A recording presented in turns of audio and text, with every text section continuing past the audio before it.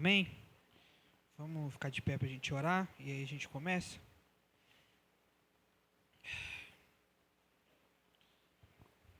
Deus é bom.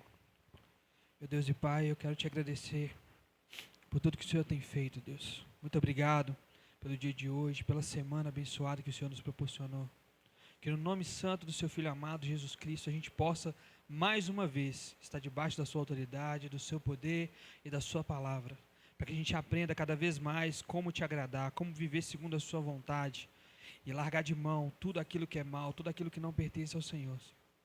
Nós estamos aqui hoje em humildade, Pai, te pedindo, implorando ao Senhor, venha a nós, Senhor. Transforma o nosso coração de pedra em coração de carne. Molda a nossa mentalidade para que a gente entenda a sua palavra e para que a gente reconheça cada vez mais que o Senhor é a única saída. É o que eu te peço em nome de Jesus. Amém. A gente ia começar um novo tema hoje, mas eu vou finalizar o tema da semana passada, tá? Que é sobre os demônios, tá? Vou voltar um pouquinho para a gente não se perder.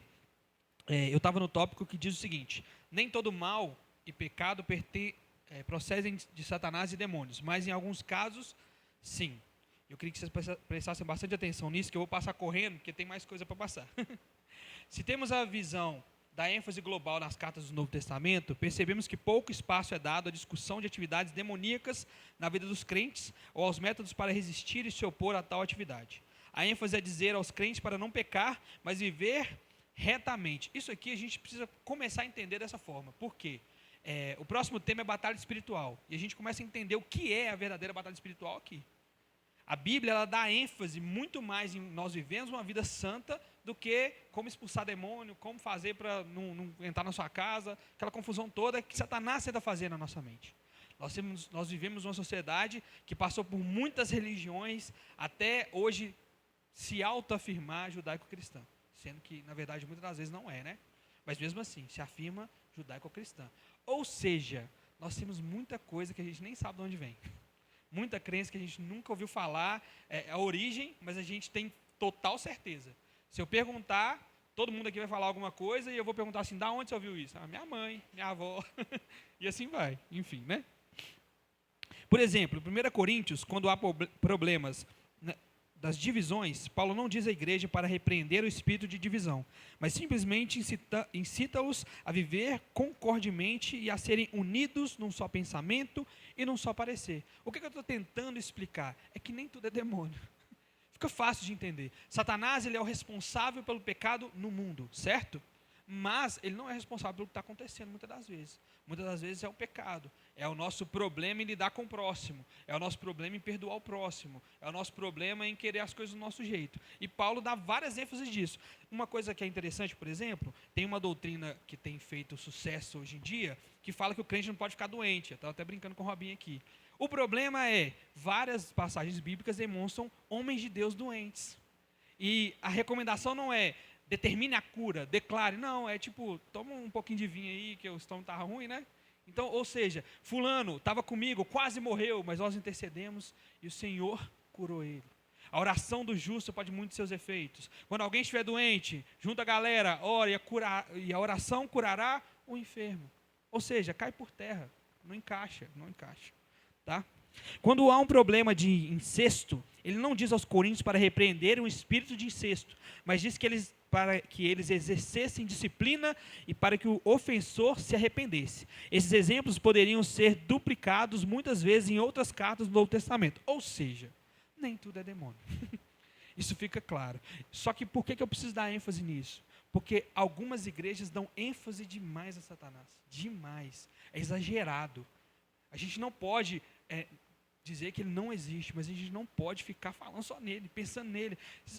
Eu já ouvi isso algumas vezes. Cara, eu fiz isso, ou eu orei isso, ou eu falei isso, para que o inferno ouça. O inferno que se lasque.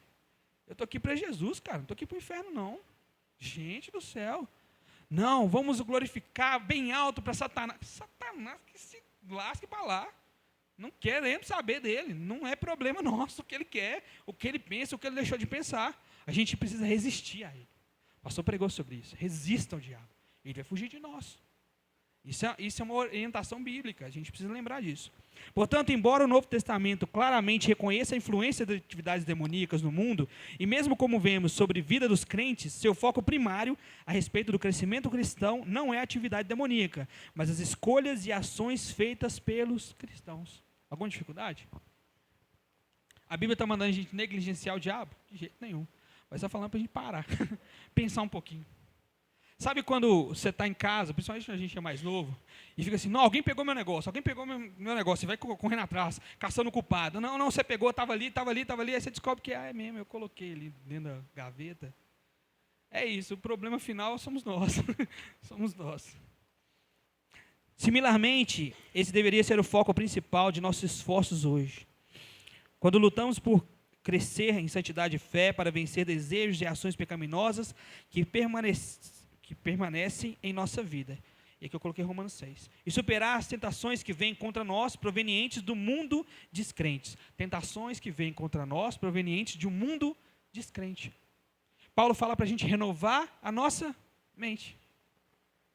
Muitas das vezes, o responsável pelo pecado em nós é a nossa mente. A nossa mente que nos leva a ir para tais lugares, nos leva a pensar em tais coisas, nos leva a moldar a nossa forma de enxergar o mundo. Se você vai conversar com alguém, muitas das vezes você percebe que você está errado. Era Satanás que estava te impedindo de alguma coisa? Não, talvez você foi criado assim. Talvez você aprendeu desse jeito. Então, se a gente não souber contra o que a gente está lutando, fica difícil ganhar. Esse é o problema primário. Satanás, ele não tem problema. A gente fala assim, nossa, a gente brinca, né? Ai, nessa daí, Satanás até fala assim, não, eu não sou responsável, não. Ele até gosta que a gente ache que ele é responsável. Porque eu achando que Satanás é o responsável, eu não luto. Porque realmente importa. Porque eu deveria realmente mudar. Eu já contei esse caso aqui, de um irmão que ele me ligou e falou, cara, estou desesperado. Falei, o que foi, senhor? Passou a vir aqui em casa e pediu para eu jogar meu Mortal Kombat fora. 200 conto, velho. Não vou jogar, não. Falei, mano, não joga não. Não joga não, esconde aí num cantinho aí, deixa eu quebrar. Mas por quê? Porque o pastor foi lá, a casa era cheia de briga, confusão, sabe? Ele veio de uma família, tipo assim, extremamente pobre, que não ligava para nada. Então ele cresceu não ligando para nada. Ela já veio de uma família de uma classe financeira um pouco maior. Então ela tinha toda uma finesse no que ela fazia. E isso dava divergência no casamento. O que precisa ser resolvido ali? Várias coisas, cara. Várias coisas. Não é quebrar um CD do Mortal Kombat vai resolver isso, não. Quem dera fosse. Quem dera fosse. Imagina, você chega para alguém e fala assim, cara, você quer mudar a sua conduta para que você tenha um casamento feliz? Ou você quer jogar fora a sua camisa? Minha camisa que se dane, vai lá. Eu jogo a minha camisa fora. É muito mais fácil. E muitas das vezes, a gente se esconde atrás de Satanás. Essa é a realidade. Não, eu ouvi uma vozinha, é você mesmo. Essa vozinha, é você mesmo. Falando assim, eu sou sem vergonha, eu quero. Eu vou atrás. Não vou me estender, e eu vou citar o maior exemplo de todos, é o exemplo de Davi. Davi foi o cara que pecou de uma maneira terrível, e mandou matar um cara, simplesmente levou o cara para a guerra, para um lugar que ele ia morrer, para que ele morresse, para que ele ficasse com a mulher do cara. E quando ele é confrontado, o que ele fala? Não, Satanás me tentou, senhor. Não, eu não aguentei, a mulher estava pelada, senhor. Eu via tomar banho e falei, não, é minha, você é doido, sou rei. A resposta dele é, pequei contra os céus e contra o Senhor, Deus. Pequei isso. Não interessa, eu sou rei, não interessa. Interessa que eu pequei. E o que está acontecendo na minha vida, Satanás ou não é? Bate o joelho no chão, pede perdão pelos seus pecados, já está valendo demais. É isso que faz Satanás fugir. Se ele tinha algum tipo de influência, ele sai fora. Ele sai fora. O que ele quer é nos confundir, nos atrapalhar. Te fazer pensar que é melhor você vir na sexta-feira da libertação do que você passar um tempo com a sua família. É mais importante você quebrar uma maldição que a sua bisavó cria de não sei o que, do não sei o que lá, do que você virar para o seu marido, sua esposa e falar, me perdoa. É muito mais fácil. O ego não é mandado embora, nada muda. Eu não mudo.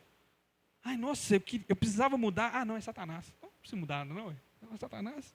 E aí eu não vou me estender mais nessa questão, porque para nós, graças ao bom Deus, é muito simples, né?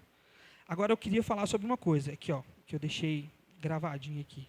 Jesus concede a todos os crentes a autoridade para repreender os demônios e para ordenar-lhes a saírem. Ordenar-lhes. Eu quero que vocês foquem nessa palavra, ordenar. Isso é muito mal usado hoje em dia. A gente ordena até a Deus. Eu determino, eu não aceito. Não. Agora com o diabo presta não, senhor, desce a lenha. Eu não aceito, sai, arranca, vaza, chispa, é com ele. O comando é dado para ele, em nome de Jesus, tá? Quando Jesus enviou os 12 discípulos adiante dele para pregar o reino de Deus, Lucas 9:1, deu-lhes poder e autoridade para expulsar todos os demônios. Após os 70 terem pregado sobre o reino de Deus na cidade e aldeias, eles retornaram com alegria, dizendo, olha para você ver, Lucas 10:17. Vou abrir aqui para vocês, tá? Lucas 10:17. Os 72 voltaram alegres e disseram, Senhor, até os demônios se submetem a nós em seu nome. Ó, nós ganhamos poder, Jesus, nós é cabuloso demais, senhor. Aquele que dá ouvidos a vocês está me dando ouvidos. Aqui, ó. Desculpa. Ele respondeu, eu vi Satanás caindo do céu como um relâmpago. Eu dei a vocês autoridade para pisarem sobre cobras e escorpiões e sobre todo o poder do inimigo. Nada lhes fará dano. Ou seja, tipo assim, vocês estão me contando, tem que eu que deu, irmão. Estou ligado, eu estou ligado.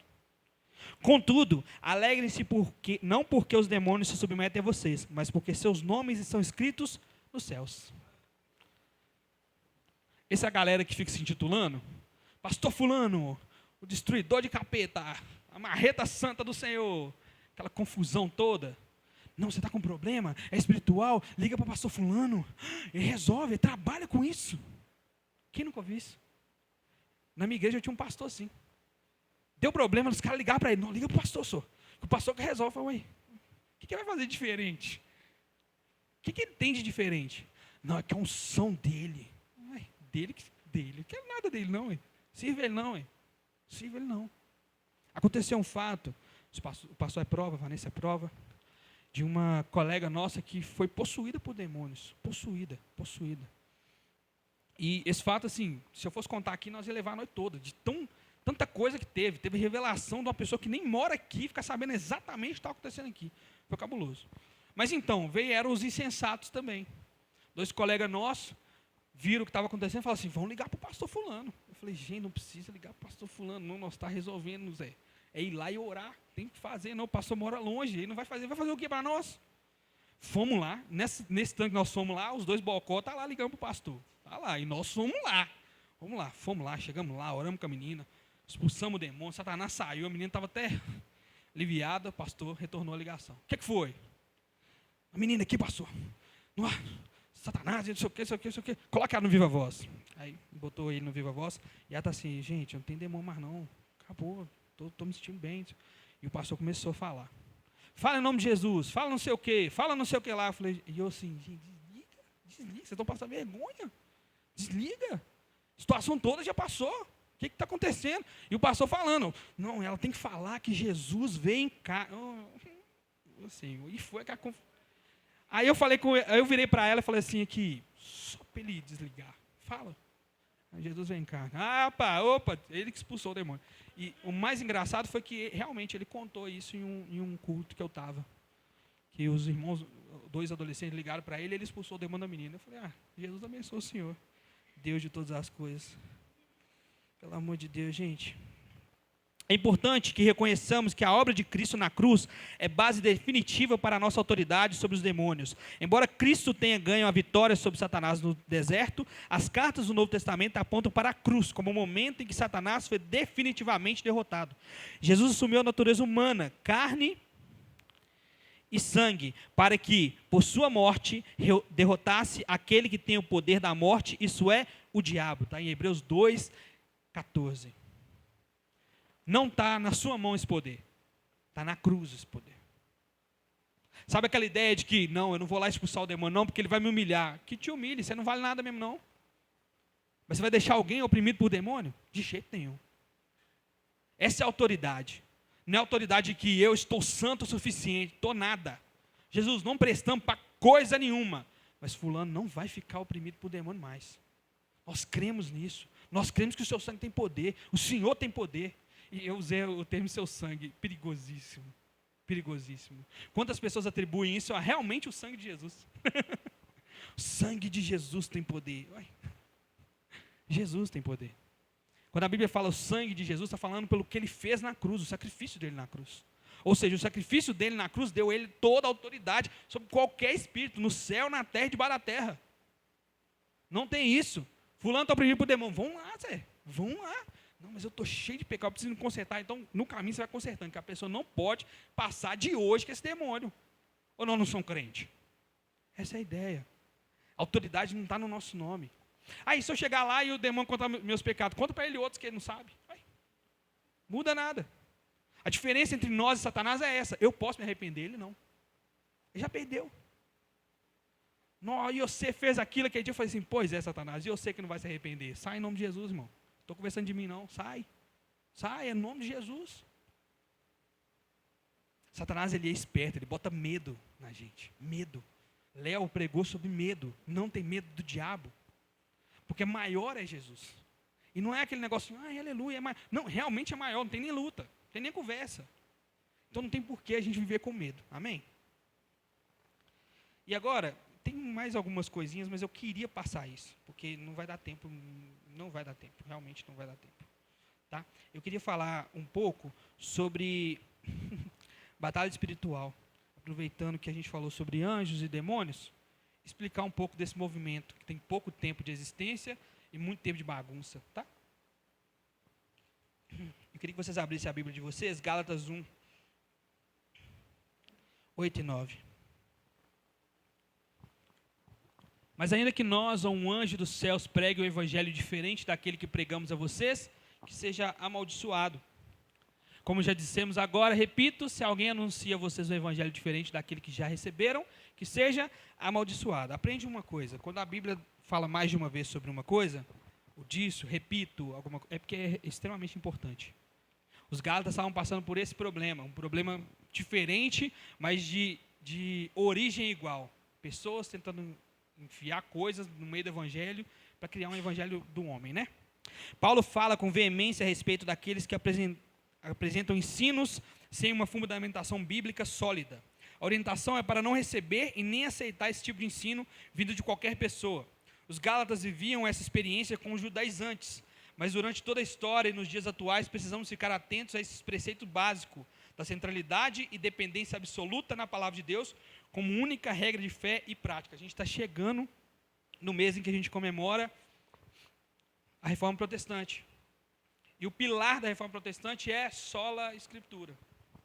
Somente as Escrituras. Ela é a nossa base de fé. O nosso achismo, o que a gente aprendeu, o que nos contaram, pode ser secundário, mas não é central. Você teve uma experiência com Deus, ótimo, ela não pode estar fora da palavra de Deus. Não pode. O cânon foi fechado. Não pode. E por que não pode? Porque isso vai dar problema. Se eu tive uma revelação diferente da palavra de Deus, e foi Deus que me falou, como é que eu consigo provar isso? Não tem como. E aí a Vanessa teve uma diferente, e foi Deus que falou com ela. Como é que ela prova isso? Não tem como. Então, quem quiser segue a minha, quem quiser segue a dela, não tem como definir. A fé vira um negócio bobo, um negócio que, sinceramente, não vale nem a pena fazer parte. Como eu vou fazer parte de um evangelho, de um grupo de pessoas que creem em coisas que vieram da cabeça delas? Não faz sentido, tá? Não faz sentido. O moderno movimento da batalha espiritual tem desafiado as igrejas a dar respostas a esse importante tema bíblico de batalha espiritual. A grande preocupação é que esse movimento tem produzido um tipo de cristianismo em que a atividade satânica se tornou o centro e mesmo a razão de ser desses ministérios e igrejas. Nesse ambiente, as grandes doutrinas bíblicas ficam relegadas a um segundo plano. Eu já vi isso acontecer. Um pastor falou um absurdo no altar, um absurdo, gigantesco, de que ele pegava a alma dele e transportava a alma para fazer mal para alguém. Ele podia fazer isso. É um X-Men quase. E aí, com toda a humildade do mundo, eu falei, pastorzão, qual que é a base para isso, pastor?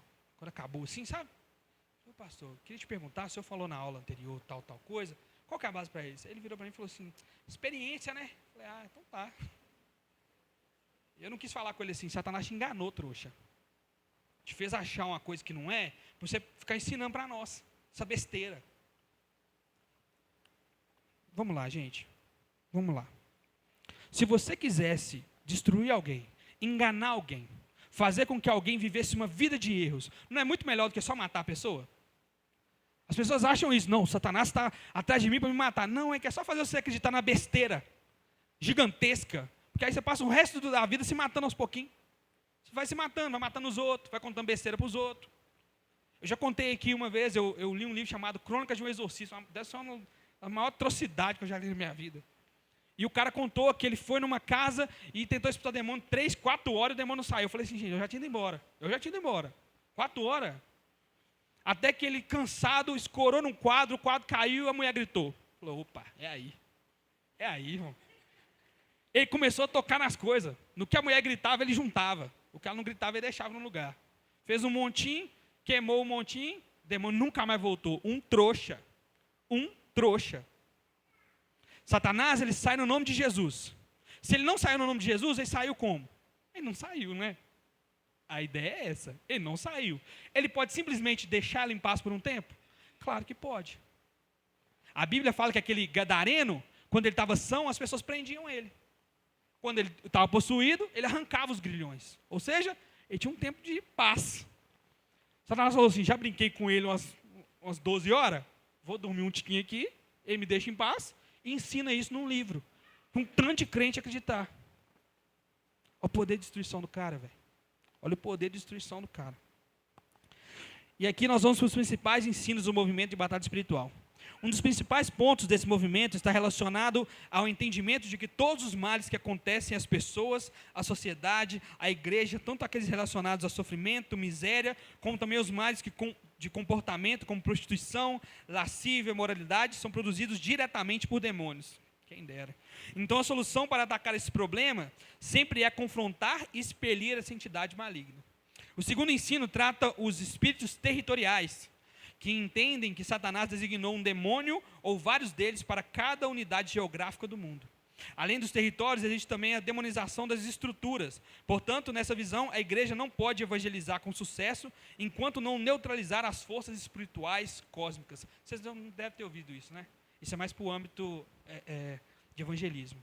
Mas a ideia é, nós vamos evangelizar na cidade tal. A cidade tal é um âmbito de prostituição. Então a gente tem que ir primeiro, uma galera com autoridade, ora nos 4 cantos da cidade, e aí cobre espiritualmente a cidade, depois a gente evangeliza, senão não dá certo. Eu já vi isso acontecer. Uma ramificação desse pensamento é a ideia de objetos ou alimentos amaldiçoados que impedem que as bênçãos de Deus cheguem até a pessoa ou que influenciam de forma maligna na vida delas. Eu já perdi cartinha de Yu-Gi-Oh!, eu já perdi camisa, eu já perdi correntinha, eu vou falar com você. Raiva. Outro princípio definido pelo movimento é a quebra de maldições hereditárias, que associa problemas vividos pelas pessoas em função de seus pais ou antepassados. Ah, tadinho, fulano está bebendo, né? Ah, mas também o pai e o vô bebia. Então tá, né? Vamos lá, então. Vou ficar só zombando, não. Vamos para o primeiro erro. O primeiro erro, e o que eu já falei aqui, é a tal da dualidade de poder. É a ideia de que Deus e Satanás têm a mesma força. É o maior erro de todos. Se alguém virar para você e falar assim, não, então por que minha prática é errada? Fala, porque Satanás não tem esse poder todo não, irmão. Se ele tivesse, nós estávamos ferrados. Se ele tivesse, realmente os filmes de Hollywood estão certos, vai ter uma batalha épica no final. Que Deus é esse que cria um ser mais forte que ele? Que Deus é esse? É doido. Ele cria todas as coisas, mas essas coisas têm poder sobre ele. Isso também vale para o rema, isso também vale para toda aquela ideia de que nós comandamos a Deus. Vale igual. A criatura nunca vai comandar o Criador, é impossível. É impossível. Gente do céu, esse povo é doido. Existem pessoas que veem Satanás como um segundo Deus. Tais indivíduos construíram em suas mentes a ideia de que a vida é um grande conflito entre forças opostas. O movimento de batalha espiritual tem contribuído efetivamente com a propagação desse conceito, concedendo a Deus e o diabo pesos idênticos. Para estes, a vida é uma grande trincheira, onde Satanás e o nosso Deus lutam de igual para igual pela alma da humanidade. O povo está vendo muito Constantino. A afirmação acima aproxima-se muito da antiga heresia conhecida como maniqueísmo. Maniqueísmo. Presta bastante atenção nisso. Sabe por quê? Porque a gente já falou isso aqui uma vez. Se o povo não conhece a própria história, ele está condenado a repeti-la. Todas essas heresias que a gente conhece hoje, tudo velha. Ninguém nunca inventou nada novo. Essas besteiras, Satanás enganava o povo antigamente e está enganando nós agora, se a gente deixar. O maniqueísmo ensinava que o universo é dominado por dois princípios antagônicos e irredutíveis: Deus, ou bem absoluto, e diabo, ou mal absoluto. Infelizmente, por considerar bem e mal como forças idênticas em peso e poder, os pregadores dessa doutrina rejeitam a soberania de Deus sobre o inimigo das nossas almas. Deus não tem tanto poder assim. Ele não tem tanta força assim. Nós temos que querer, Satanás tem que sair antes. Aqui é a confusão toda, é todo um, sabe? Ele criou uma galera que ele não consegue comandar. Aí agora tem todo um aparato de coisas que a gente precisa fazer para que o demônio queira sair. É muita besteira, gente. No fim das contas, a gente acaba pecando porque a gente não usa o cérebro. Isso é a realidade. Muitas dessas coisas são questões de lógica. O que eu acabei de fazer agora é usar a lógica. Ele criou todas as coisas. Agora, a coisa que ele criou, que está abaixo dos anjos, tem mais poder que ele. Satanás ele não é o anjo mais poderoso dos anjos que caíram. Ele é um anjo que caiu. Igual os outros. Mesma coisa. Ele só é o líder deles. Mais nada. Ah, não, ele tocava na banda do céu. É só me mostrar na Bíblia. Não tem. Não, ele era arcanjo igual Miguel. É só me mostrar na Bíblia de novo. E também não tem. A gente coloca poder onde não tem. E tira poder. Esse é o problema. O problema não é colocar só poder em Satanás. É falar assim, Deus está de igual com ele. Você está reduzindo demais esse Deus. Demais. Nesse caso, eu daria crédito para o satanista. Porque ele tinha 50% de chance de ganhar. Não tem. Tem. Essa é a realidade. As escrituras sagradas em momento algum nos mostram um mundo dualista, onde bem e mal protagonizam batalhas pirotécnicas cujo final é imprevisível. Antes, pelo contrário, ainda que a Bíblia nos mostre as ações ardilosas de nossos inimigos, quais não devem ser desprezadas, ela jamais trata do diabo como alguém que tem poder para se opor à vontade soberana de Deus. Prova disso? Jó é a maior prova disso. Tem que pedir permissão, irmão. Tira o sapato para você entrar. Você está no lugar santo. Eu sou o diabo, não interessa. Você vai entrar na presença do rei, você pede licença, por favor, obrigado. Charles Spurgeon disse uma vez que o diabo é o diabo de Deus. Isso significa que o diabo ele não tem poder sozinho. Ele vai só até onde Deus deixa. E ele volta a hora que Deus manda. É por isso que ele nos deu autoridade. Como é que ele vai nos dar autoridade sobre os demônios se ele não tem autoridade? Ele tem todo o poder, gente. Ele tem todo o poder. Por favor, pare, pense e responda. Quem está regendo os acontecimentos da terra? Deus ou o diabo? Quem reina majestosamente no céu? Deus ou o diabo? Quem a Bíblia diz que estabelece e destrói reis conforme a sua soberana vontade? Deus. Eu não tenho muito o que fazer. O segundo erro são as práticas. O moderno movimento de batalha espiritual, usei moderno 2 vezes. Você sabia que o movimento de batalha espiritual tem 30 anos? 30. Então, se ele estiver certo, a igreja primitiva está toda errada. Sabe qual é a maior refutação contra a teologia da prosperidade? É que ela só tem 200 anos. É a maior refutação. E a teologia coach tem menos. Para essas doutrinas estarem certas, os apóstolos estavam errados. Os pais da igreja estavam errados. Deus deixou no escuro esse povo todo. Esse povo lutou contra o pecado a vida inteira. E lá no céu descobriu assim, era só expulsar. 30 anos, gente. 30 anos, não é nada. Não é nada. Não é nada. Tá? Ela ensina conceitos e práticas que não encontram fundamentação bíblica, como quebra de maldição, espírito territorial, oração de guerra, mapeamento espiritual, cobertura espiritual, demônios associados com doença específica. Já vi isso, tá? Falaram comigo assim, sabe por quê que AIDS não tem cura?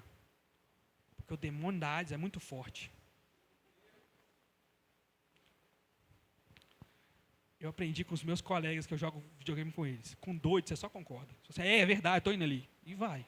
Não tem o que falar, não. É doido, doente. É maluco. Associação com o nome das divindades pagãs do umbandismo como espíritos malignos determinados. Enfim, a lista é grande.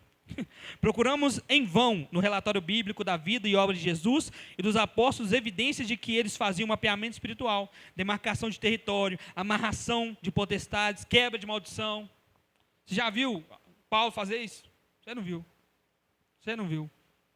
Pensa, sabe que tem um livro que ele é muito bom, que ele chama Em Seus Passos, o que Jesus faria. O livro é maravilhoso, ele é sensacional. Só que o título está errado. A ideia do cristão é, em nossos passos, o que Jesus fez. Ele já fez. Porque o que ele faria dá a ideia de você fingir. Você cria um Jesus bonzinho, dá nele uma ideia e fala assim, Jesus faria isso. Lógico que faria. Não, ele fez. Ele andou aqui para nos ensinar. Então, em nossos passos, na luta contra o diabo, contra as forças dentro de nós, na luta em adorar a Deus, o que os apóstolos fizeram? O que Jesus fez? Essa é a ideia principal, tá? Embora esse movimento resgate o ensino da realidade das forças do mal, e isso é real, né? Uma preocupação evangelística e uma ênfase na oração falha quando ensina que todo mal é demoníaco e a libertação vem de expelir e expulsar demônios responsáveis.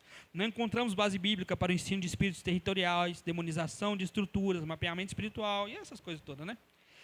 Igualmente preocupante é a forte dependência desses movimentos na experiência como fonte de revelação e conhecimento a respeito da pouca evidência bíblica. Diminuição da suficiência de Cristo, obsessão doentia pelo mundo dos espíritos, entendimento de que todo mal vem do diabo, além de uma desvinculação com as grandes doutrinas e experiências da igreja na história. Foi uma das coisas que me ajudaram a permanecer na fé, a história da igreja. A gente precisa olhar para os nossos irmãos, o que eles passaram, o que eles viveram, no que eles creram. Se hoje eu vou na internet, eu encontro uma linha de pensamento teológico, outra linha, naquela época tinha que pegar livro, aprender a língua original e ir para o fight, irmão.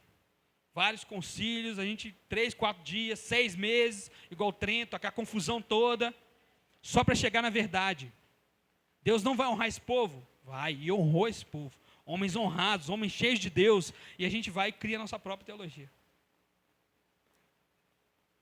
Pastor ouviu da última vez que foi fazer o culto da reforma? Para quê? Ora, foram eles que lutaram. Eles lutaram para que essa doutrina permanecesse. Isso tem que ser celebrado. Precisa ser celebrado. A gente precisa se lembrar. Não, mas peraí, eu ouvi esses dias. Não é Lutero, não é Calvino, é Jesus. Quem disse que não é? Se nós falamos que nós somos batistas, nós adoramos os batistas. Não, nós dizemos que nós cremos em uma linha em conjunto com os batistas. Então eu sou batista. Se eu sou presbiteriano, significa que eu estou dando um resumo. Opa, se você quer conhecer o que eu creio, entenda o que é o presbiterianismo. Da mesma forma, nós que cremos que a reforma protestante foi extremamente importante, nós cremos no que eles fizeram. Nós não adoramos ninguém de lá, não. Não existe isso. O que está acontecendo é uma deificação do homem. Homens que dizem ter poder sobre-humano, fecham os olhos, falam palavras que ninguém consegue entender, alguém cai para trás, acabou. É o novo Deus, é o novo profeta. Vai ler o Antigo Testamento. Vamos ver o que os profetas faziam no Antigo Testamento? Vários foram mortos, queimados, arrastados. Por quê? Porque só pregavam que as coisas não iam bem, que o povo não cria em nada. Hoje em dia não, é só vitória. É só bênção. Não tem um para falar assim, irmão, vão arrepender? Ah não, a palavra foi muito forte, muito forte. Muito forte. A gente precisa voltar para a palavra de Deus, velho. E aqui eu queria só finalizar para falar o seguinte: experiência não cria doutrina. É simples. Eu tive uma experiência com Deus, cara, e Ele me converteu no meu quarto. Ótimo. Eu não estou duvidando disso. Mas não é para você falar com todo mundo assim, a partir de agora ninguém vai na igreja, fica todo mundo dentro do quarto, até Jesus converteu vocês. Não existe isso. Existe a multiforme graça de Deus. Ele trabalha do jeito que quiser. Eu não consigo virar para vocês e falar assim, ó, é desse jeito. Mas a Bíblia diz que esse jeito é o jeito ordinário de ser. A fé vem pelo ouvir e o ouvir vem pela palavra de Deus. Essa forma ordinária. Ele pode agir fora disso? Lógico que pode, ele é Deus. Mas ordinariamente, o que ele fala?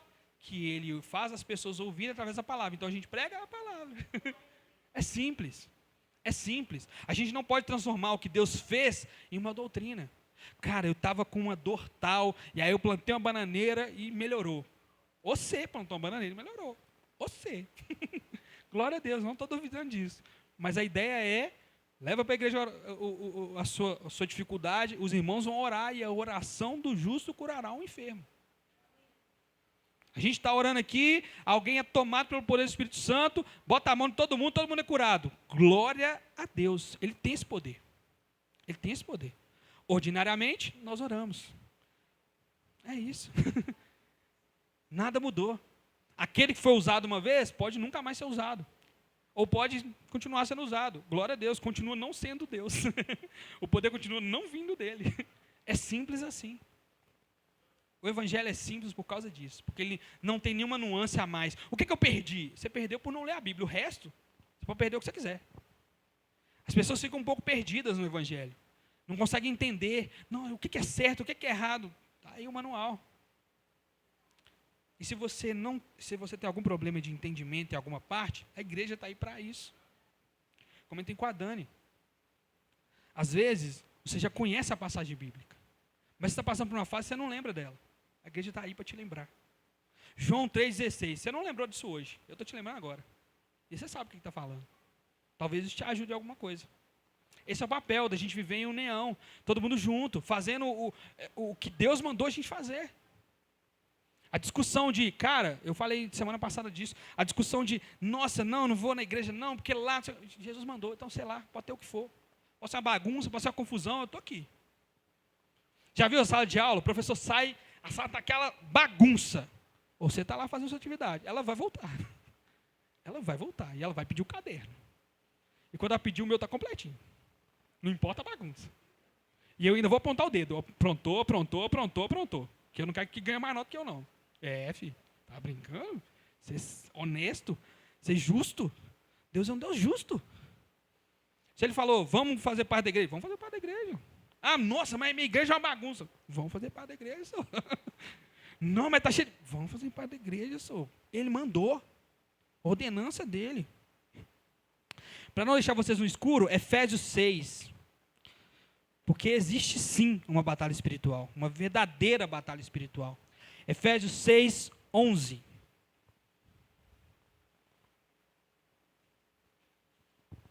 Diz assim: vistam toda a armadura de Deus, para poderem ficar firmes contra as ciladas do diabo.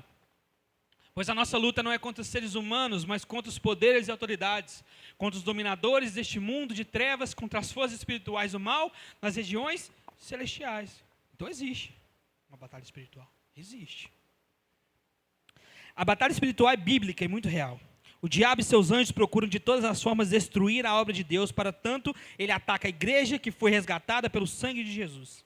A palavra de Deus nos mostra como nós devemos participar dessa batalha, revestindo-nos da armadura de Deus e ficando firmes diante das ciladas do inimigo. A igreja deve avançar em sua batalha espiritual, mas essa é direção da proclamação do evangelho do Cristo vitorioso. Somos parte da igreja triunfante de Cristo aqui na terra. Por isso ele diz que, Mateus 16, 18, as portas do inferno não prevalecerão contra ela. Dito isso, a igreja deve avançar em sua batalha espiritual, mas essa é a direção da proclamação do evangelho do Cristo vitorioso. As portas do inferno não podem impedir as pessoas de ouvirem as boas novas, não podem impedir o reino de Deus de avançar. É simples assim. Qual a verdadeira batalha espiritual? Nos revestirmos da armadura de Deus e lutarmos contra o pecado e contra o mundo espiritual para que as pessoas conheçam a Jesus. Essa é a verdadeira batalha espiritual. Provavelmente você está fazendo a primeira parte, que é lutar com as armaduras de Deus contra as forças de Satanás na sua vida, contra o pecado. Mas a igreja, num todo, só ela, consegue lutar de forma efetiva contra as portas do inferno. Vamos lá. As portas do inferno não prevalecerão contra ela. Significa que as portas do inferno estão vindo em nossa direção? Não. Se ela não vai prevalecer, é que ela vai ser derrubada. Somos nós que estamos indo em direção à porta do inferno. Resgatar os perdidos. Levar a palavra de Deus àquele que não conhece. Isso é ir contra as portas do inferno. E a Bíblia garante, elas não prevalecerão contra a igreja. É garantido.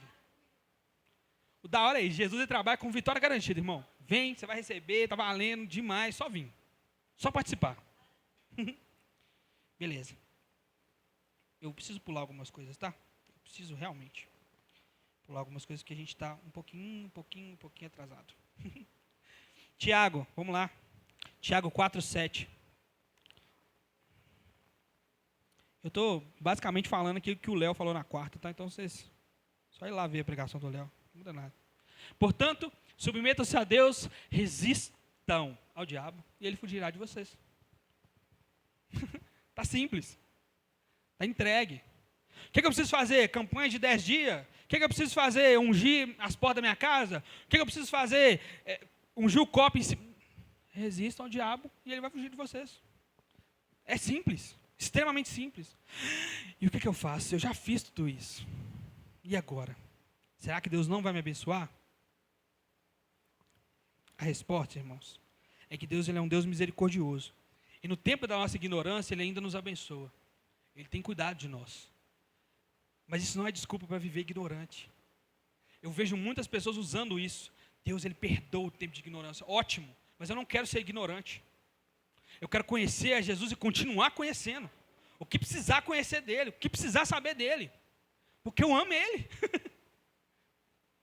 Se a gente diz que ama a Deus, que quer saber de Jesus, que Jesus é maravilhoso, é lindo, a gente canta na igreja, e na hora de conhecer dele, cansado, né?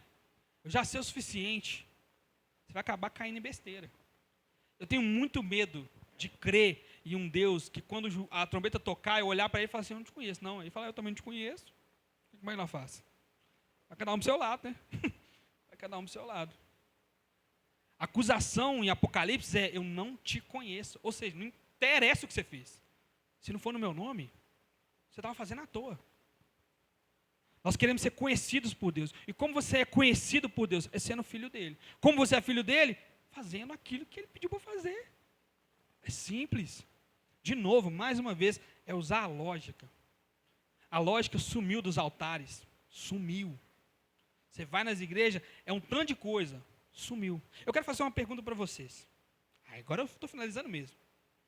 Vocês acreditam que exista algum livro da Bíblia mais espiritual do que o outro? Não, vamos ser sincerão mesmo. Cantares é mais, sei lá. Provérbios é mais. Não precisa responder não. Só, vocês acreditam que existe um livro mais espiritual do que o outro? Vou dar 2 exemplos, tá? Em Apocalipse, João está na ilha de Pátimo. E nessa ilha, ele recebe a revelação do livro de Apocalipse. Extremamente espiritual, né?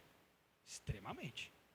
Ele recebe toda a revelação de um livro, do juízo final, de tudo que vai acontecer nos últimos dias, do próprio Deus, cara. Isso é extremamente espiritual. Agora vamos para o Evangelho de Lucas. Lucas foi um cara que ele pegou o caderninho dele e foi batendo de porta em porta. E aí, irmão, fiquei sabendo que você conheceu Jesus, conheci demais. E aí, o que ele falava? Opa. E aí, como é que era? Opa. E ele catalogou tudo aquilo que ele ouviu de Jesus. Ele não recebeu revelação nenhuma.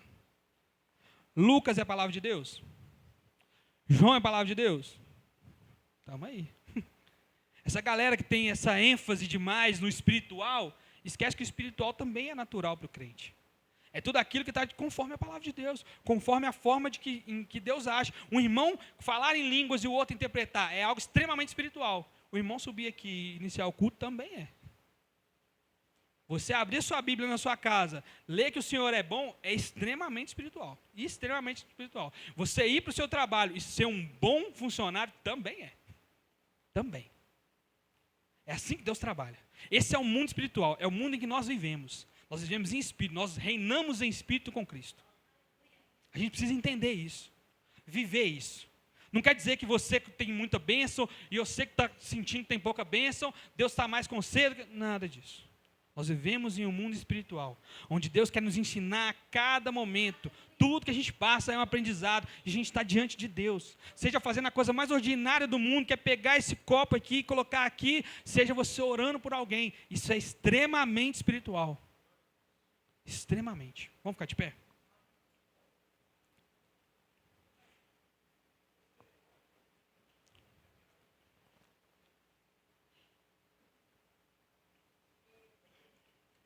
Eu queria que com todas essas aulas, sobre além daqui, céu, inferno, anjos e demônios, vocês entendessem o que é o mundo espiritual, que ele existe, que nós fazemos parte disso, que existe um céu, que existe um inferno, que existem anjos que Deus manda para fazer a vontade dele, e existem demônios querendo atrapalhar a nossa vida e nos impedir de chegar até Jesus.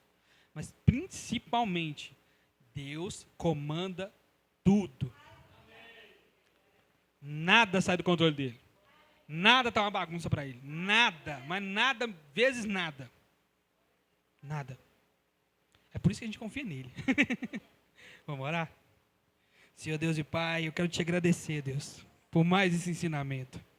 Obrigado, Jesus, por tudo que o Senhor tem feito, pelo seu amor, pela sua misericórdia, pelo seu cuidado com a igreja do Senhor Jesus, a igreja invisível de Cristo. Que nós possamos ser membros dessa igreja, que nós possamos adorar o Senhor em espírito e em verdade, que nós possamos buscar o Senhor de todo o coração e te encontrar, Deus, porque o Senhor não é um Deus de longe, mas sim um Deus de perto. Muito obrigado por tudo que o Senhor já tem feito, Senhor. Obrigado por esse ano que está quase se encerrando, Jesus. Obrigado por ter cuidado de cada um de nós, apesar dos problemas, apesar dos percalços, Jesus. Apesar das tristezas, das decepções, o Senhor continua presente, cuidando de nós. Coloque em nós um coração disposto a te servir, Deus, a buscar o Senhor, a estar do lado do Senhor, porque é o único lado que existe, do lado do soberano Rei, e é esse lado que nós queremos estar, Deus. Que nós possamos estar com os nossos corações preparados para o culto dessa noite. Que nós possamos engrandecer o seu nome nesse culto. Que nada nos impeça, Deus. Nenhuma distração venha nos tirar da sua presença e da sua vontade, Deus. Cuida de nós, Deus. Cuida da nossa mente, do nosso coração. Nos faz crer de verdade, Deus. Em nome de Jesus, amém. E tem café lá em cima.